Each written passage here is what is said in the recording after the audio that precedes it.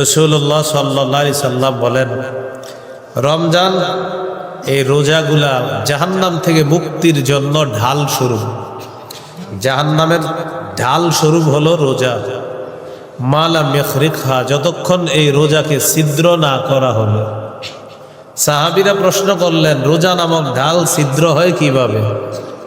রাসূলুল্লাহ সাল্লাল্লাহু আলাইহি সাল্লাম বললেন, বিল কাযিবাতি ওয়াল গীবা। দুটি অপরাধের মাধ্যমে রোজা নামক ঢাল ছিদ্র হয়। 1 নাম্বার মিথ্যা কথা বলা, 2 নাম্বার গীবত করা। বলেন তো মিথ্যা আর গীবত কোন অঙ্গ দিয়ে হয়? মুখ দিয়ে। জিহ্বা দিয়ে হয়, মুখ দিয়ে হয়। তাহলে কি শিখলাম? রমজান মাসে জিহ্বা নিয়ন্ত্রণ করা, এটাকে এলোমেলো ভাবে ব্যবহার না করা। আল্লাহ হেফাজত করেন। তো জিহ্বার গুনাহ থেকে বাঁচার খুব চেষ্টা করা, এটা বেশিরভাগ মানুষকে জাহান্নামে নিবে। জিহ্বা। তিরমিজির হাদিস 2406 নম্বর হাদিস, 2406। এক সাহাবী রাসূলুল্লাহ সাল্লাল্লাহু আলাইহি সাল্লামকে প্রশ্ন করলেন, মান নাজাতু ইয়া রাসূলুল্লাহ, ওগো আল্লাহর নবী, মুক্তির উপায় কি আপনার কাছে জানতে চাই। ফাকালা রাসূলুল্লাহ সাল্লাল্লাহু আলাইহি ওয়াসাল্লাম, নবীজি বললেন, মুক্তির অনেকগুলা উপায়ের মধ্যে উল্লেখযোগ্য 3টা উপায় তুমি মনে রাখবা। কয়টা? 1 নম্বর, আমসিক আলাইকা লিসানাক, জবান নিয়ন্ত্রণ করবা, জবান হেফাজত করবা। এটার মাধ্যমে অনেক গুনাহ সংগঠিত হয়।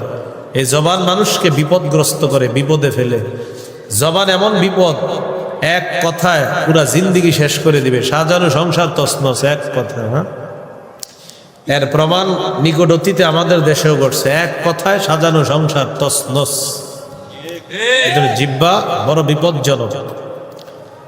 তো নবী বললেন, 1 নাম্বার, আমসিক আলাইকা লিসানাক, তুমি তোমার জবান নিয়ন্ত্রণ করো। 2 নাম্বার, ওয়ালিয়াসাকা বাইতুকা, তোমার ঘর যেন তোমার জন্য প্রশস্ত হয়। চাকরি থেকে বাসায় ফিরছেন, 6টা 7টায় বাসায় আসার কথা, আপনি 10টা বেজে গেছে এখনো আসেন না। স্ত্রী ফোন করলো, আপনি কোথায়? আপনি জবাব দিলেন, বন্ধুদের সাথে আছি, আসতেছি। কেন? আপনি এতক্ষণ বন্ধুদের সাথে কি করবেন? এজন্য নবী বললেন, তোমার ঘর যেন তোমার থাকার জায়গা হয়, ঘর যেন প্রশস্ত হয়। ঘরে থাকবা, না হয় কাজে থাকবা, কাজ শেষ ঘরে থাকবা, ঘরের থেকে বের হবা, কাজে যাইবা, অন্য কোথাও আড্ডাবাজি করবা না। কেন? মা বাবা, স্ত্রী, সন্তানের সামনে আপনি যখন থাকবেন, গুনাহ করতে মন চাইলেও করতে পারবেন না। এজন্য নবী বললেন, মুক্তির 2 নাম্বার উপায়, বাসায় থাকবো, ঘরে থাকবো। আপনার স্ত্রী, সন্তান আছে, বাহিরে আছেন, শয়তান খোঁচায়, একটু অন্য জায়গায় কথা বললে কি সমস্যা? কলেজ জীবনের বন্ধু, মেয়ে বন্ধুর সাথে একটু কথা বলো, সমস্যা নেই। কিন্তু আপনি স্ত্রীর সামনে কিন্তু কথাটা বলবেন না, বিবির সামনেই কথা বলবেন না। তার মানে বিবির সামনে আপনি থাকা, এই গুনাহ থেকে বেঁচে থাকা। সন্তানের সামনে আপনি হাজারো গুনাহ থেকে বেঁচে থাকবেন। মা বাবার সামনে আপনি হাজারো গুনাহ করতে পারবেন না চাইলেও। তাই নবী বললেন, মুক্তির 2 নাম্বার উপায়, বাসায় থাকবেন। 3 নাম্বার, ওয়াবকি আলা খাতিআতিক, তুমি তোমার গুনাহগুলোর জন্য কান্নাকাটি করো। তাহলে 3টা উপায় বললেন। 1, জবান নিয়ন্ত্রণ করো। 2 নাম্বার, তোমার ঘর যেন তোমার জন্য প্রশস্ত হয়। 3 নাম্বার, গুনাহের ব্যাপারে কান্নাকাটি করো। আল্লাহ আমাদেরকে জবান গুনাহ থেকে আমরা যেন বেঁচে থাকতে পারি, আল্লাহ তৌফিক দান করেন। তিরমিজির হাদিস 2407 নম্বর হাদিস। এই হাদিসের মধ্যে আছে, قال رسول الله صلى الله عليه وسلم إذا أصبح ابن آدم فإن الأعضاء كلها تكفر اللسان فتقول إنما نحن بك فإن استقمت استقمنا وإن اعوججت اعوججنا। আদম সন্তান যখন সকালবেলা ঘুম থেকে ওঠে, আদম সন্তানের সমস্ত অঙ্গ প্রত্যঙ্গগুলো জিহ্বাকে ডেকে বলে, ও জিহ্বা। পা জিহ্বাকে ডাক দেয়, হাত জিহ্বাকে ডাক দেয়, কান জিহ্বাকে ডাক দেয়, চোখ জিহ্বাকে ডাক দেয়, নাক জিহ্বাকে ডাক দিয়ে বলে, ও জিহ্বা, ইন্নামা নাহনু বিকা, আমরা কিন্তু তোমার অনুসারী। সবাই সবগুলো অঙ্গ প্রত্যঙ্গ বলে, ও জিহ্বা, আমরা তোমার মাধ্যমে নিয়ন্ত্রণ। ফাইন ইস্তাকামতা ইস্তাকামনা, তুমি ঠিক থাকলে আমরা ঠিক। ওয়া ইন ইওয়াজাজতা ইওয়াজাজনা, তুমি যদি বাঁকা হয়ে যাও আমরাও বাঁকা, তুমি বাঁকা হয়ে গেলে আমরাও বাঁকা। ভাই এই পরিমাণ সুদ দিতে পারবেন? তার একজনে কয় ছি ছি এগুলা কি? জবান আপনাকে সুদের কাজ করতে বলল, এবার জবান দিয়ে সুদের আলোচনা হলো, সুদের টাকা আনতে যাবেন, এবার পা দিয়ে আনতে যাবেন, পা দিয়ে গেলেন, এবার হাত দিয়ে স্পর্শ করলেন, চোখ দিয়ে দেখলেন, কান দিয়ে সুদের কথাটা আপনি শুনলেন। এই যে সুদের কাজ কারবারগুলো আপনি সেখানে করতে গেলেন, অঙ্গ প্রত্যঙ্গগুলো আপনাকে সকালে বলেছিল ও জিহ্বা আমরা তোমার দ্বারা নিয়ন্ত্রিত, তুমি সোজা থাকলে আমরা সোজা, তুমি বাঁকা হয়ে গেলে আমরা বাঁকা। এই জন্য নবীজি বলেছেন জিহ্বার কারণে বেশিরভাগ মানুষ জাহান্নামে যায়। তাহলে আবার ফিরে আসি, রমজানের রোজা ছিদ্র হয় কয় অপরাধে? মিথ্যা বলা, গীবত করা। মিথ্যা গীবত কি দিয়ে হয়? জিহ্বা দিয়ে হয়। আল্লাহ জিহ্বার গুনাহ থেকে আমাদেরকে হেফাজত করেন। তিরমিজির হাদিস 2408 নম্বর হাদিস, قال رسول الله صلى الله عليه وسلم من يتكفل لي ما بين لحييه وما بين رجليه أتكفل له بالجنة। কোন ব্যক্তি যদি দুটি অঙ্গের গুনাহ মুক্তির নিশ্চয়তা আমাকে দিয়ে দেয়, একটা হলো সে জবান দিয়ে গুনাহ করে নাই, আরেকটা হলো লজ্জাস্থান দিয়ে গুনাহ করে নাই, দুই চোয়ালের মাঝে তথা জবান দিয়ে সে গুনাহ না করার জিম্মাদার হয়ে গিয়েছে, আরেকটা হলো দুই রানের মাঝের লজ্জাস্থানের এই অঙ্গ দিয়ে সে গুনাহ না করার নিশ্চয়তা দিয়েছে নবীকে। নবী বলেন আতাকাফফালু লাহু বিল জান্নাহ, আমি তাকে জান্নাতে নেওয়ার জিম্মাদার হয়ে যাব। তিরমিজির হাদিস 2409 নম্বর হাদিস, قال رسول الله صلى الله عليه وسلم من وقاه الله شر ما بين لحييه وما بين رجليه دخل الجنة। আল্লাহ তাআলা যদি কোনো ব্যক্তিকে জবানের অনিষ্টতা আর লজ্জাস্থানের অনিষ্টতা থেকে হেফাজত করে, ওই ব্যক্তি মৃত্যুবরণ করবে, জান্নাতে প্রবেশ করবে। তিরমিজির হাদিস 2410, এক সাহাবী নবীকে প্রশ্ন করলেন, হাদ্দিসনি বিআমালিন আ'তাসিমু বিহি ইয়া রাসূলুল্লাহ, ইয়া রাসূলুল্লাহ এমন একটা আমল আমাকে আপনি বলেন যে আমলটা আমি মজবুতভাবে ধরে রাখবো। নবীজি বললেন কুর রব্বি আল্লাহ সুম্মা ইসতাকিম, তুমি বলো আমার রব আল্লাহ। বলি আমরা সবাই আমাদের রব আল্লাহ। নবীর কাছ থেকে আমল শিখতে চাইছে, হুজুর একটা বিষয় বলেন যেটা আমি মজবুতভাবে ধরে রাখবো। নবীজি বললেন কুর রব্বি আল্লাহ সুম্মা ইসতাকিম, তুমি বলো আমার রব আল্লাহ, এই কথার উপর তুমি অটল থাকবা। তুমি বলো আমার রব আল্লাহ, এটার উপর তুমি অটল থাকবা, সারা জীবন এটা মজবুতভাবে ধরে রাখবা। এবার সাহাবী প্রশ্ন করলেন, মা আখওয়াফু মা তাখাফু আলাইয়া ইয়া রাসূলুল্লাহ, ইয়া রাসূলুল্লাহ আমার জন্য সবচেয়ে বিপজ্জনক বিষয় কোনটি আপনি মনে করেন? আপনার কাছে জানতে চাই আমার কাছে সবচেয়ে বিপজ্জনক অংশ কোনটা হুজুর, আপনি আমার ব্যাপারে সবচেয়ে বিপজ্জনক কোনটাকে মনে করেন? নবীজি কি করলেন দেখেন, আমার দিকে তাকান, আখাযা বিলিসানি নাফসিহি, নিজের জিহ্বাটা ধরলেন নবী, এভাবে ধরে বললেন হাযা, ও সাহাবী এটা এটা এটা এটা তোমার বিপজ্জনক অঙ্গ সবচেয়ে এটা এটা। সাহাবী বললেন আমার বিপজ্জনক অঙ্গ কোনটা? নবীজি বললেন এটা এটা তোমার সবচেয়ে বিপজ্জনক অংশ, এই জিহ্বা, এটা তুমি নিয়ন্ত্রণ রাখবা, না হয় এটা তোমাকে জাহান্নামে নিয়ে ছাড়বে। বলি নাউজুবিল্লাহ। তিরমিজির হাদিস 2616 নম্বর হাদিস, 2616 এই হাদিসের মধ্যে আসছে রাসূলুল্লাহ সাল্লাল্লাহু আলাইহি সাল্লামের এক সাহাবী, তার নাম মুআজ ইবনু জাবাল রাদিয়াল্লাহু তাআলা, তিনি বলেন কুনতু মা রাসূলিল্লাহি সাল্লাল্লাহু আলাইহি ওয়াসাল্লাম ফি সাফারিন ফাসবাহতু ইয়াওমান করিবাম মিনহু ওয়া নাহনু নাসির।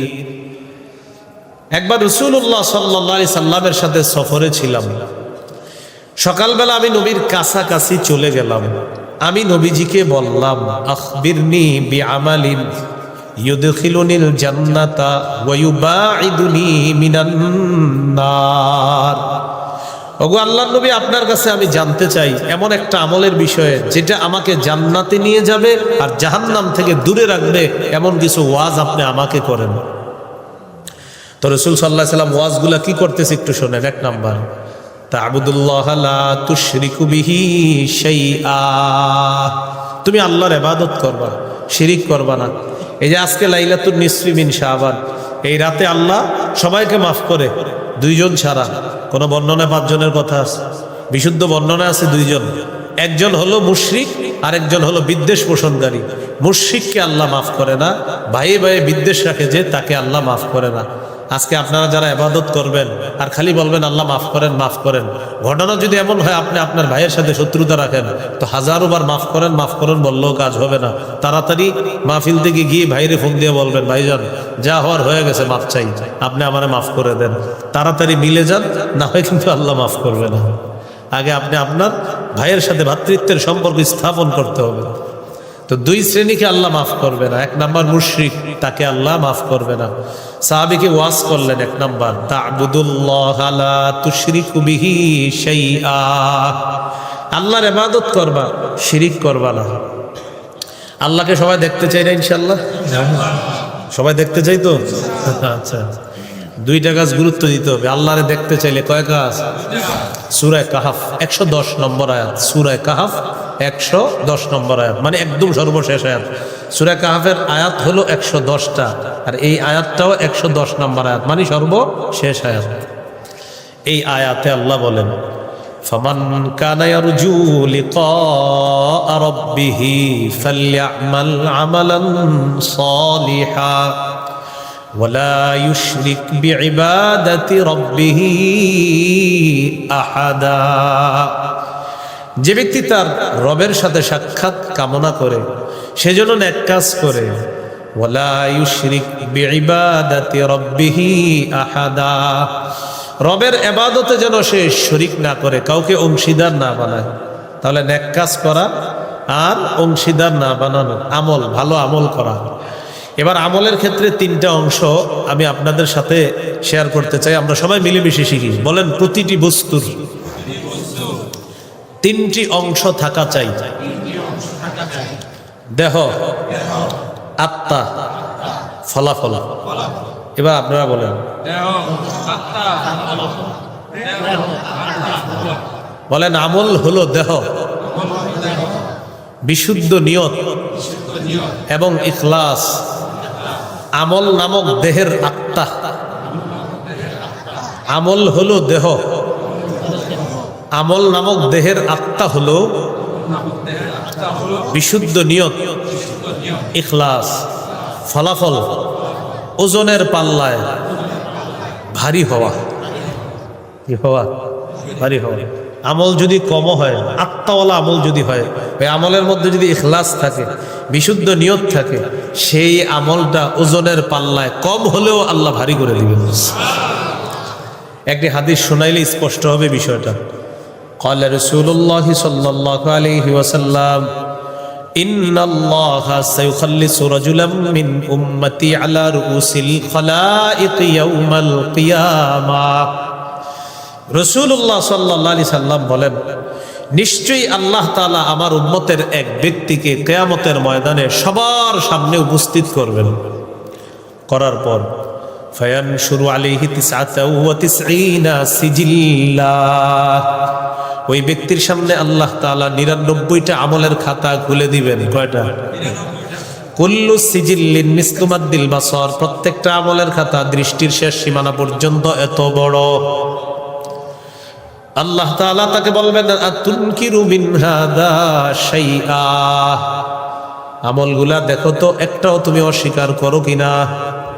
বান্দা বলবে, না মাবুদ, একটাও আমি অস্বীকার করি না।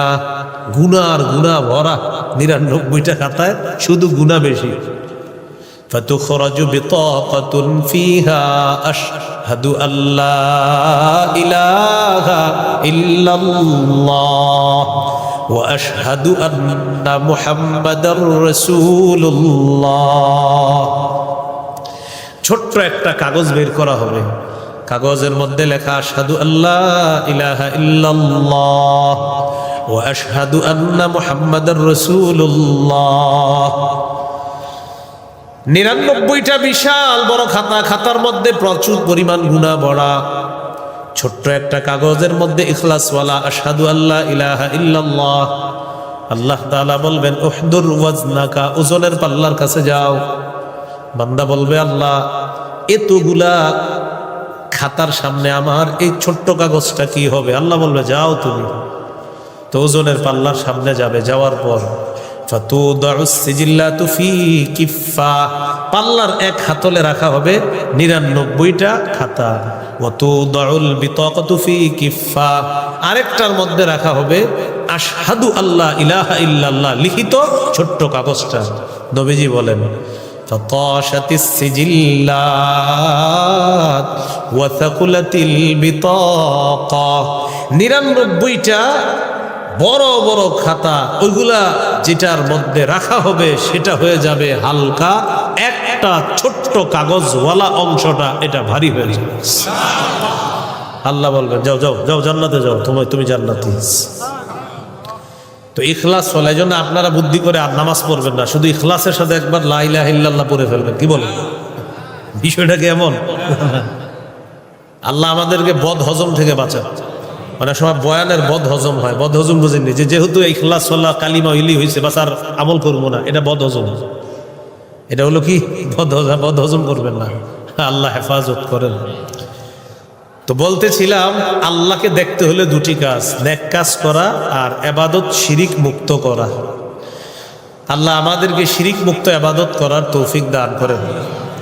সূরা মাইদার ৭২ নম্বর আয়াতে আল্লাহ বলেন ইন্নাহু মাইয়ুশরিক বিল্লাহ ফাকাদ হারামাল্লাহু আলাইহিল জান্নাহ, যে ব্যক্তি আল্লাহর সাথে শিরিক করবে তার জন্য আল্লাহ জান্নাত হারাম করে দেয়, তার ঠিকানা হলো জাহান্নাম। আল্লাহ আমাদেরকে শিরিক থেকে হেফাজত করেন।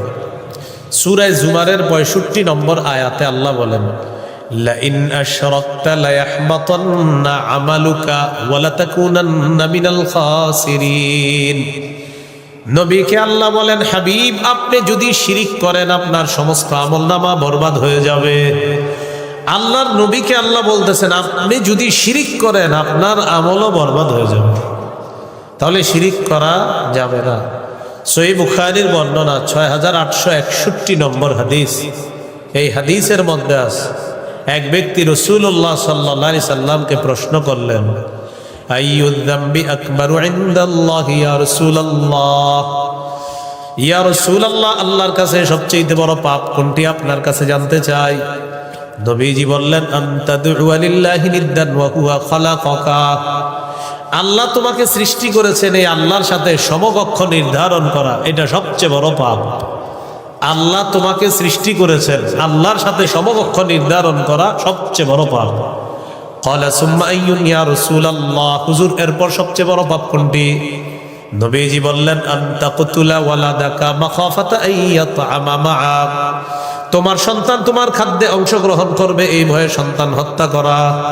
সন্তান তোমার খাদ্যে অংশগ্রহণ করবে এই ভয়ে সন্তান হত্যা করা। এরকম আসেনি হত্যা? হ্যাঁ, এক সন্তান হওয়ার পর 10 বছর আর সন্তান হয় না, না অন্য কিছু?